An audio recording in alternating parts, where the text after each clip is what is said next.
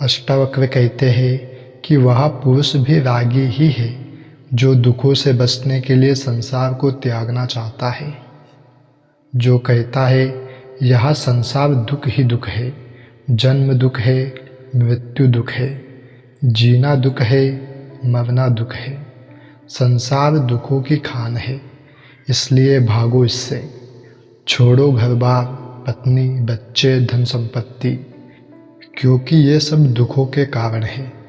किंतु संसार छोड़ने से दुख समाप्त नहीं होते। दुखों का कारण शरीर व मन है, वासना एवं तृष्णा है, जिनके रहते जंगल में रहते हुए भी शांति नहीं मिल सकती, वहाँ और अधिक बेचैनी होगी। राग यदि दुख है तो विराग भी दुख है, आसक्ति यदि दुख है तो विरक्ति भी दुख है, संसार यदि दुख है तो संन्यास भी दुख है, परिग्रह यदि दुख है तो अपरिग्रह भी दुख है, क्योंकि भीतर तृष्णा मौजूद है। संसार की तृष्णा छोड़कर मोक्ष की तृष्णा को पकड़ना भी दुख है।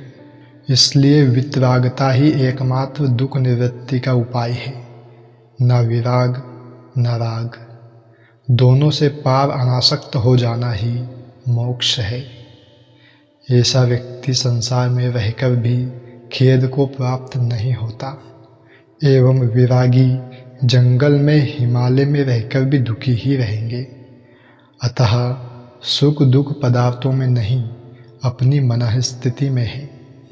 विषयों का रागी ही उनकी पूर्ति नहीं होने पर दुखी होता है। यस्याभिमानो मोक्षपि देहे अपि ममता तथा, न च योगी न वा ज्ञानी केवलम दुख भागसो। जिसका मोक्ष के प्रति अहंकार है और वैसी ही शरीर के प्रति ममता है, वह ना तो ज्ञानी है और न योगी है, वह केवल दुख का भागी है। अष्टावक्र कहते हैं कि ज्ञान को उपलब्ध हो गया यदि उसका भी मोक्ष के प्रति अहंकार हो गया कि अब मैं मुक्त हो गया, मैं सिद्ध शिला पर बैठ गया, मैं ब्रह्म हो गया, अब मेरे से बड़ा कोई नहीं है, तथा वैसी ही शरीर के प्रति ममता हो गई कि लोग अब इस शरीर की पूजा करें, बैंड बाजे बजाकर शोभा यात्रा निकालें, मुझे गुरु और भगवान माने, तो ऐसा व्यक्ति न ज्ञानी है न योगी, बल्कि वह दुख का भागी ही है। अष्टावक्र आगे कहते हैं कि मुक्ति का अर्थ विस्मरण ही है, जो संसार एवं संस्कारों से अर्जित है, उन सभी का विस्मरण कर देना ही मुक्ति है। जब तक इनकी थोड़ी सी भी स्मृति शेष है, तब तक मोक्ष नहीं है, क्योंकि संसार बंधन नहीं, यह स्मृति ही बंधन है, इसी से मुक्त होना है।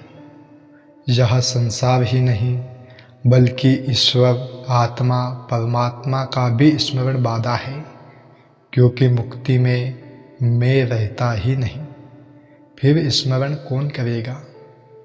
स्मरण का अर्थ है दो विद्यमान है, स्मरण करने वाला एवं जिसका स्मरण किया जाता है, अतः दो के रहते मुक्ति नहीं है।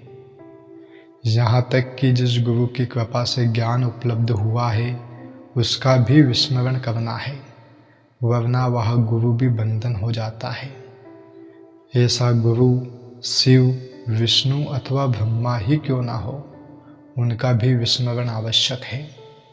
इसके बिना शांति, मुक्ति नहीं मिल सकती।